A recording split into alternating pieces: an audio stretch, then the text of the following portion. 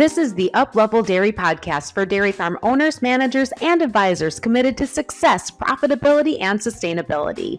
I'm your host, Peggy Coffeen, and it's my mission to bring you the conversations that will uplevel your skill set and your mindset so you can be a top performer in the dairy business. So what does it take to not only grow a dairy from 1,800 cows to 4,200 cows, and not just scale the operation, but scale the leadership team along the way, to help current team members rise to their new roles and to retain all of those leaders in the process? Well, that's what you'll be hearing about today from Steve Abel of Abel Dairy Farm in Wisconsin, along with one of his trusted advisors who sat very close to him during this transition, Robb Bender from GPS Dairy Consulting. This is a special episode of the Uplevel Dairy Podcast because it is also the debut of the brand new GPS Dairy Cast, which you can find and follow on Apple, Spotify, and YouTube. Walk away from this conversation today with the steps this dairy producer has taken to grow and scale his leadership team.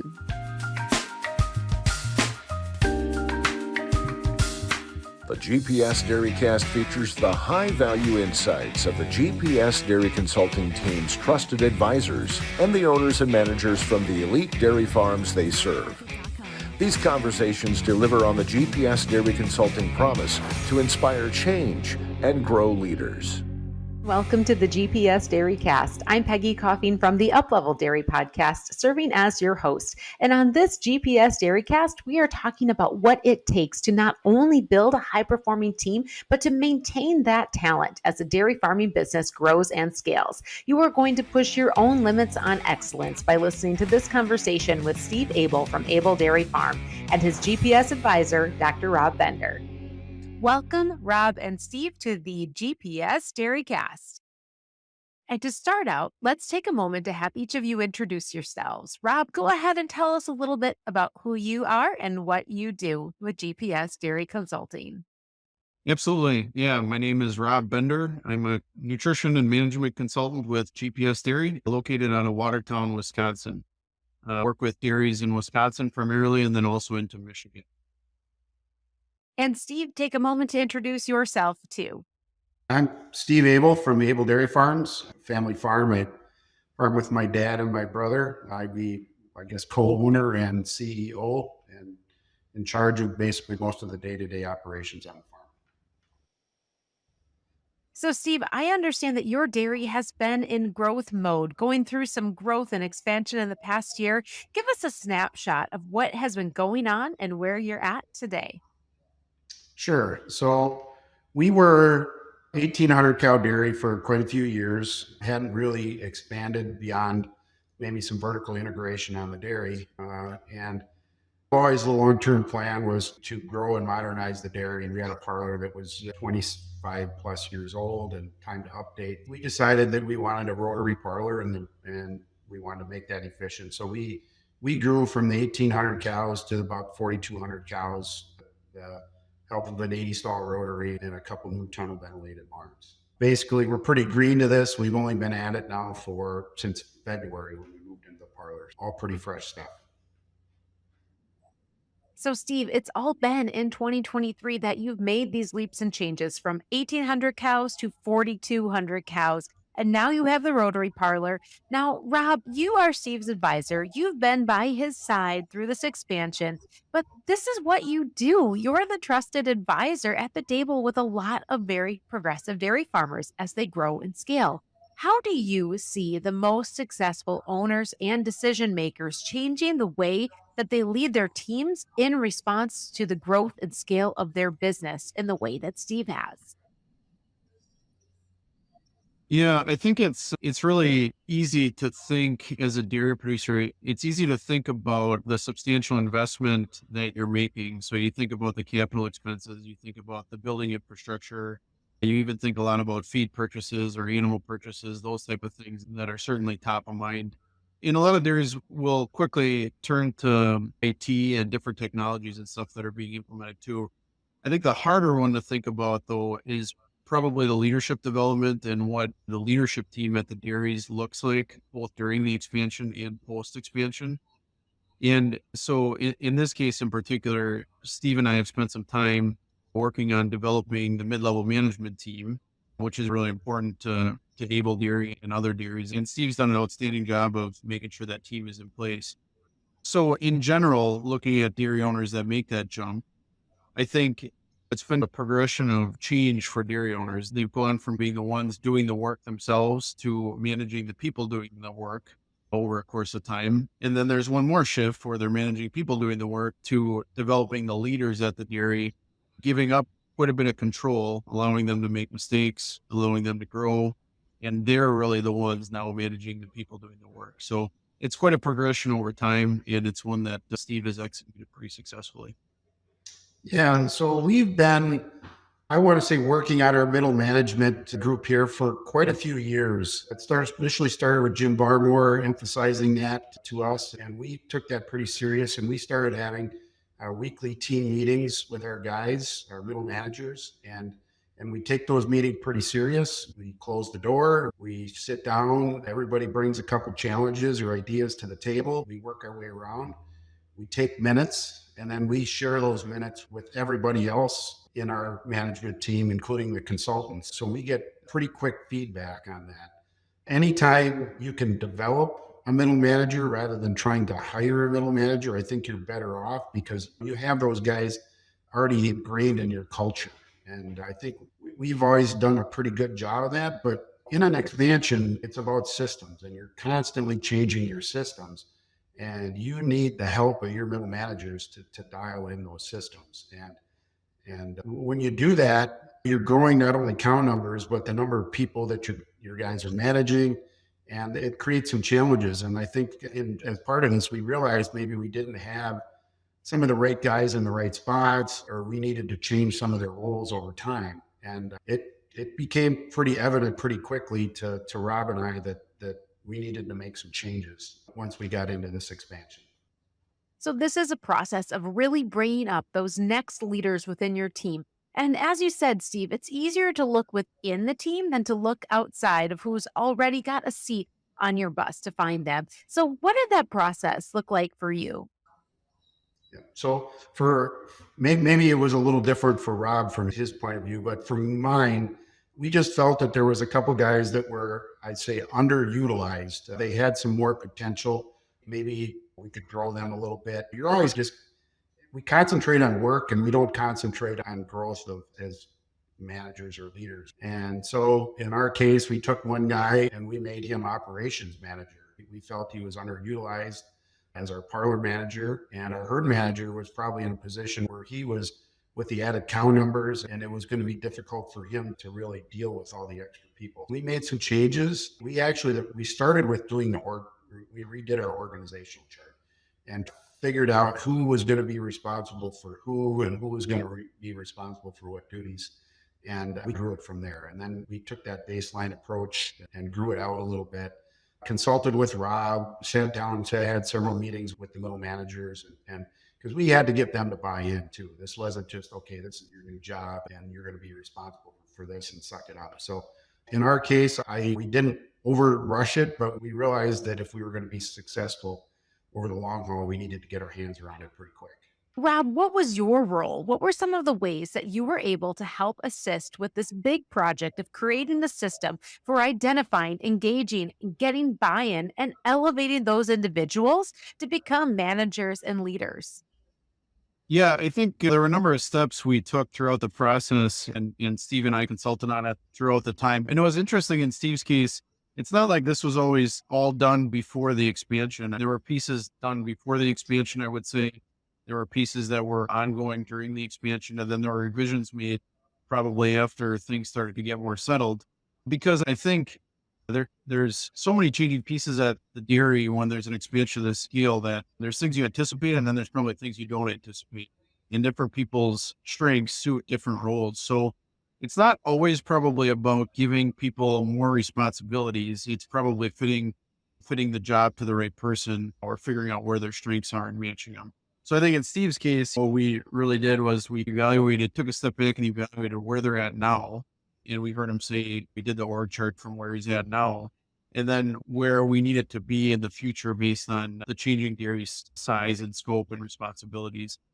And there were a couple of holes. So we worked mostly within the existing staff to figure out how we're going to fill them and implement it going forward. And so I think most of that process is done, but in a lot of ways, you're really never done with that because you're always trying to grow and develop the next level management, the next people up, right? Because mid-level managers are very hard to find. And if you can develop them, as Steve said, at the dairy, you'll be a lot more successful. That's what we did at Abel's. So it seemed to work quite well, I would say. So, what I hear from you is when you really break this down into steps, as both of you have articulated here, the process started long before the expansion. You were having these conversations, starting to look within the team. And then one of those first steps was to look at that organizational chart and figure out who is in what spot, who could be moved, and who has the potential to go somewhere else. And answering the question of where are we now and where are we headed? And identifying those holes, looking for the ways to fill them. Are there any other steps you've seen, Robb? You sit down and have these conversations with a lot of dairies. You are that outside eye that can bring in ideas from other places. What's worked? What hasn't worked when it comes to building that high performing team? Yeah, I think the one of the overlooked pieces, and Steve and I actually talked a lot about this. If you wanted to Google a org chart for a dairy farm, you could do that pretty quickly and find what kind of the standard boilerplate model is for dairies, right? And you could start to fit people in, whatever. But I think one of the overlooked things is how much it really needs to be customized for the individual farm. All dairies have different people, different stakeholders, different systems in place, different things they're managing. There's slightly different variations of that. So it's probably okay to take a standard one and then revise it from there, which is in some ways we did with Abel's. But the customization piece is really important. That's going to be what makes the difference for each dairy. And Steve, any other steps that you would add to this process of really being able to bring up people within your team and maybe even something that was a learning lesson along the way? Yeah. So sometimes you actually stumble across things accidentally, right? Hey, we did this really well, but we got there in a kind of an unusual way, right? And I think that's goes without saying that you're not going to get it right the first time. We had a lot of planning that went into this. And I would say the one thing I underestimated the most was the systems and how much the systems on the farm were going to change. So we spent a lot of time talking about who was going to do what and how the expansion, how we were going to bring cows in, how we were going to get them milked, how we were going to do that kind of stuff. But when systems change, people need to change a little bit too. Managers need to change. You're putting employees in different situations that like their people maybe won't be as successful in some things, or maybe there's challenges they're not prepared to deal with. And I would say we underestimated that a little bit. And so the first several weeks of an expansion, when you're bringing the cows in and starting the systems up, you're just trying to keep your head above water. And at some point you start standing there and looking out and saying, you know what, this is going okay, but how do we become elite again? We thought we were a pretty good team before, and how do we get back there? And I would say being able just to sit down and have candid conversations with your guys, with your middle managers, maybe even with some other guys on the team that aren't middle managers, and then getting a different perspective from somebody like Robb, where he can talk to those guys as well, and maybe get a little different feedback from them that maybe they don't want to give the boss or the owner. Putting those things together in the end, I think really helped us get this dialed in. And I'll be honest with you, there's probably going to be changes that come out of this. I don't want anybody to think we got this right the first time, because I don't think we did. But people grow, people change, people leave the dairy, you bring people in, opportunity there. Being prepared to make changes, I think, is also going to be really important as we go forward. Steve, you just mentioned the systems in place and how you make those system changes. It does require that extra effort and buy in to get people on board. And so I'm curious, what did that look like? What were the action steps or the processes? Was it more meetings? What did that look like to be able to bring that team up to speed so that you could see yourself getting back on track to be elite again? The first thing to do that you need to do is listen to your guys. Don't sit there and try and cram, okay, this is how we're going to do it, right? Now, there's always a few things that, as an owner or CEO, you got to say, this is really important to the dairy and we're going to do it this way, or we're going to do this. But getting that candid feedback from these guys and realizing that system that you drafted and, we're going to implement maybe wasn't, you didn't have that thought through properly, or you didn't foresee a few things. And I would say that's probably, what you just need, that constant feedback. And I don't think you can do it just by having meetings. You need impromptu meetings. You need to be out there when things are going on and being able to take that feedback. And sometimes it's not even from the middle manager. Maybe it's, you're hearing things from people that are underneath your middle manager and saying, hey, this is what I see going on, whether it's, for example, how you feed the cows, what order you feed the pens. And your feed manager might think it's going fine, but then as you start getting feedback from your herd crew saying, you know what, this would be a lot better if we changed this or made this different, made a different plan, and getting that feedback and waiting for a meeting, I think sometimes you missed an opportunity. Now, to get all the stakeholders in the room and have a meeting, that's important. But I think being prepared when you get to that meeting, so nothing surprises you. You're prepared to talk through these processes and make a change coming out of that meeting, I think is pretty important. Steve, thank you for really opening up the dialogue on this subject. And what I'm hearing from you is one of the most important steps in being able to accomplish what you want to accomplish here is taking the time to listen, and not just as the structured meetings with your mid-managers, but like you said, the impromptu meetings out in the field in the barn, side by side with your folks who are doing the work and some of the team members that maybe you don't interact with so much. Guys respect an owner that's willing to get a little bit dirty, right? It's not that you need to be out there doing the work for them, but truly being out there and understanding the challenges that they're having. And I don't think you're going to get that from a meeting room. Now, it's your job to pull that together maybe in the meeting, but getting out there and saying, you know what, you're right. I didn't really understand the challenges that you're going through. For us, it's not that I'm out in the barn all day working, pulling cows and doing things like that, but truly understanding what they're going through, I think, is an important piece to this. And if you're going to be the one running the meeting, sometimes you might have other people running the meeting, right? But I think they need to understand it's not just taking minutes and running the meeting. It's truly understanding what they're dealing with. Yeah, I would say it's kind of interesting in the case of Abel Dairy, because developing people is hard, right? Developing leaders is really hard. And Steve's first point that he just made was about listening to your people, listening to your managers, helping them inform what the new system is or new protocol or whatever, right? Sometimes that means empowering people such that what they're bringing up as an idea may not quite be right. It may not be exactly the way you think it's going to turn out. And I think Steve would agree. There's cases that we knew something wasn't going to quite be right, but it was a manager's idea or it was their initiative to bring it forward. So you kind of let them try it.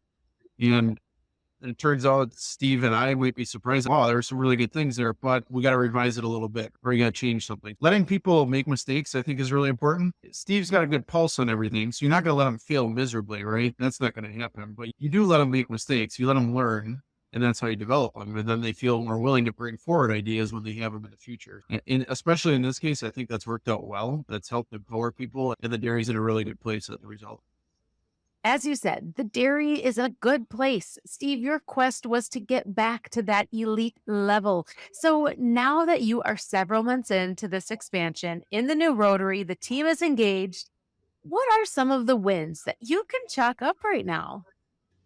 Oh boy, we're still all talking to each other, right? We're still all friends and we get along. Nobody quit. I would say probably the number one win that I would say is that nobody left in this process. So we were about 6 months into this and we didn't have a single employee quit. And I did not see that coming. I anticipated there was going to be some people that weren't going to fit where we wanted them to fit or we didn't have a spot for them. And that truly didn't happen. Now the next phase, right, is trying to get better, to find those little issues that we're dealing with and move forward, if that makes sense.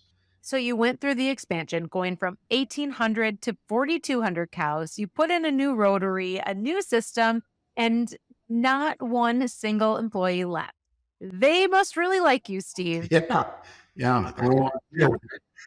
I said either that or we're overpaying everyone. I'm not quite sure.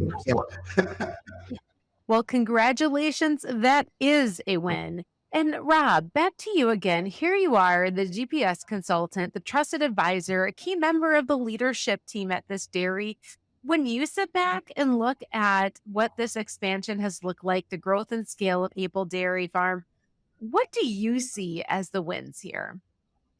Yeah, good question. What are the wins? I do think it's really cool to see how empowered people feel at the dairy. I think that's one of the major wins. The dairy went through so much change. There's so many things changing over the course of the last year, probably, but especially the last 6, 7 months, right?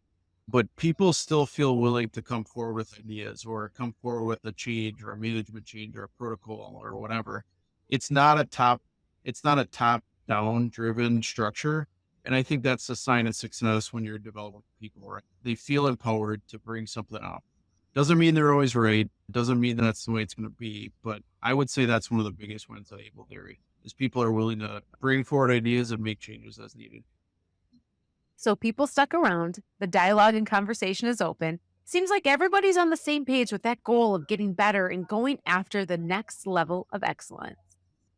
Yeah, I think everybody's looking for the next challenge. I'm like, one of my fears is people are going to get bored. They've been going at this for quite a while here, and as our goal as an owner is to get there as quick as you can and get things smoothed out, so to speak. And our guys have been dealing with that for quite some time. And I'm sure they'll welcome the more normalcy that if there is such a thing that we'll get there. But yeah, it'll be interesting. We're looking forward to the next step, getting that extra milk back, getting getting to know these cows that we bought a little bit better, and getting things like we mentioned earlier back to an elite level.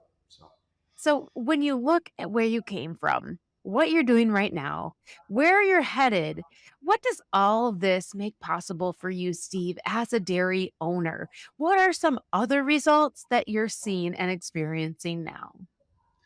Yeah, so there's two parts of it. The first part I would say is allowing you as a CEO to be the CEO and not have to deal with the challenges on the farm.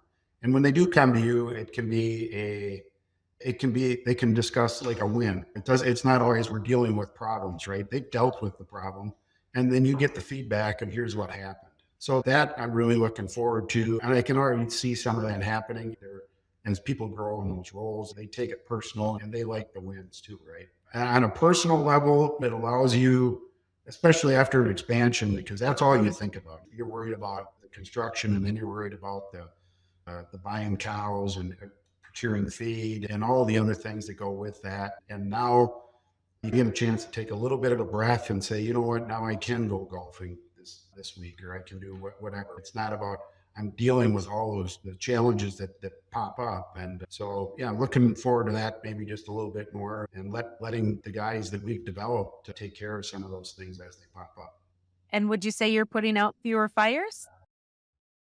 Oh, definitely. Yeah, the joke always was we're full-time firemen and part-time farmers or dairymen. Yeah, I would say a good middle management team really helps alleviate some of those things. You hear about the fire, you're not necessarily the one putting it out. And Rob, here again, you work very closely with a lot of other very progressive dairy producers that are in the same position. They're striving for excellence, striving to be those elite herds. What is your advice for other dairies out there that want that high performing middle management as part of their team as they scale and grow their dairy farming businesses? Yeah, it's hard. I think Steve would probably admit it's not the easiest thing he does every day, probably, but you got to be willing to take risks. You got to be willing to jump in and just keep at developing your people and developing the management team, because it will be rewarding over time. But it's probably not something we're all naturally trained to do. It's not the first thing we learn to do. We're typically dairy producers are very kinesthetic, hands-on individuals. So sitting in a meeting room and trying to develop people is a very tough thing to do. But you got to stay at it because it will yield dividends over time, like what Steve talked about. Being willing to take risks and just jump in and do it, I think, would be the most important things. Thanks for sharing that, Rob. And Steve, from your perspective, how valuable has Rob been through this process? What's it been like to have somebody that is on your side and able to help you see through and achieve these goals? Yeah, I mean, it's hard to actually put into words how valuable something is. But Rob, I don't want to, maybe this is an overused term, but he gets it, right? He knows what we're going through. He sees it on other dairies. He's another set of eyes and ears that you don't have to He's not going to pull his punches. If he sees something going on, it's okay. This is an uncomfortable subject, but we got to talk about it, kind of thing. Just throw it out there. We've all got thick skin. We're big boys, and we'll take care of it. And it's nice to get that feedback without having to ask for it. And just what I was saying, that we have the same goals. He's trying to make our dairy better. He understands the value of developing our leaders on the farm here, and he's a big part of helping that happen. So. And as we close out this GPS Dairy Cast, the mission of GPS Dairy Consulting is to grow leaders and inspire change. And Steve, you just talked about the role that Robb has played in helping you in many ways to do this at your dairy. Are there other ways that you've been able to work together to do those things? Yeah, I'd say that GPS is unique in the fact that they're big on the networking side of it. So they're not afraid to get their clients together. They're not afraid to have one client talk to another client. Hey, they're really successful at this. Maybe we should go talk to them, kind of thing. And I think it helps us all get better as dairymen. And some of that's through meetings. They have a great leaders forum that many of us have been to, and that's part of it. It's a small industry, and by getting the right people together and helping them deal with issues, whether they're having it or, hey, we feed off each other a little bit and we can grow each other just by networking. That's been, I don't want to say invaluable, but to me, it's one of the underrated values that the GPS brings to the table.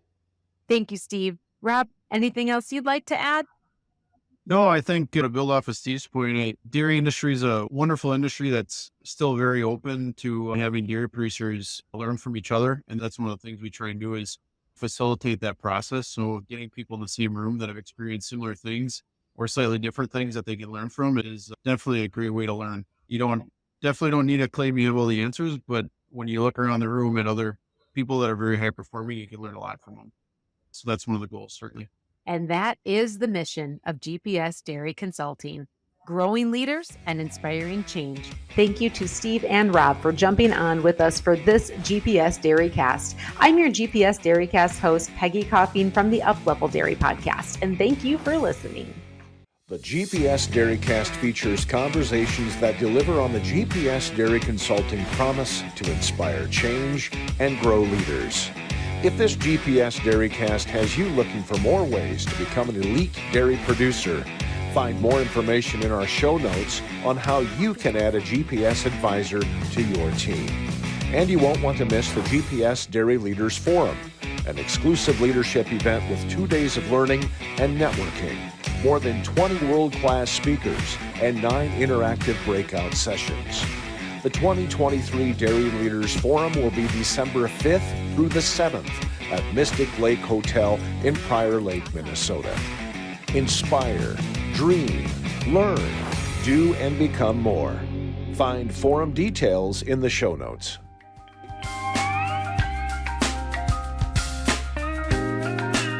Thanks for tuning in to the GPS Dairy Cast presented to you by the Uplevel Dairy Podcast. And you won't want to miss episode 2, so make sure you go and find and follow the GPS Dairy Cast on Apple, Spotify, and YouTube.